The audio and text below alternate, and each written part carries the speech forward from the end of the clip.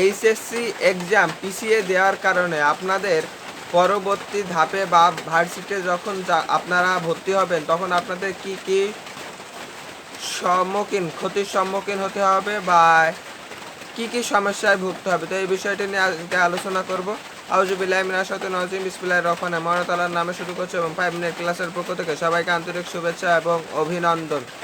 তো আপনাদের যে যে বিষয়গুলো খুবই ক্ষতিকারক হয়ে উঠেছে, এইচএসসি এক্সাম পিছিয়ে দেওয়ার কারণে আপনাদের ভার্সিটিতে যখন ভর্তি হবেন তখন আপনাদের ভার্সিটিতে ভর্তি হতে যেই টাইমটা লাগে তার থেকে 3 মাস আরও 3 থেকে 4 মাস এগিয়ে যাবে।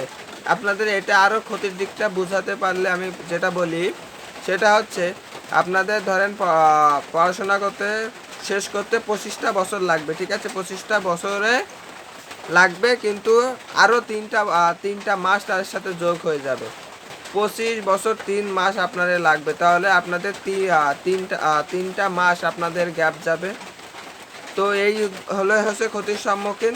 তো শিক্ষা বোর্ড এটাও চাচ্ছে যে খুবই অতি তাড়াতাড়ি আপনাদের পরীক্ষাটি শুরু করার জন্য এই 1 তারিখ পর্যন্ত স্থগিত করা হয়েছে, যেহেতু 2 তারিখে শনিবার আর রবিবার থেকে আপনাদের পরীক্ষাগুলো অনুষ্ঠিত হবে। যদি সঠিক এবং অনুসারে যদি সব কিছু পরিকল্পনা অনুযায়ী এবং দেশের পরিস্থিতি যদি ভালো থাকে তাহলে আপনাদের পরীক্ষাটি অতি তাড়াতাড়ি এবং সুষ্ঠু সুন্দরভাবে শুরু হবে এবং শেষ হবে। ভিডিওটি আজকে এই পর্যন্ত শেষ করছি।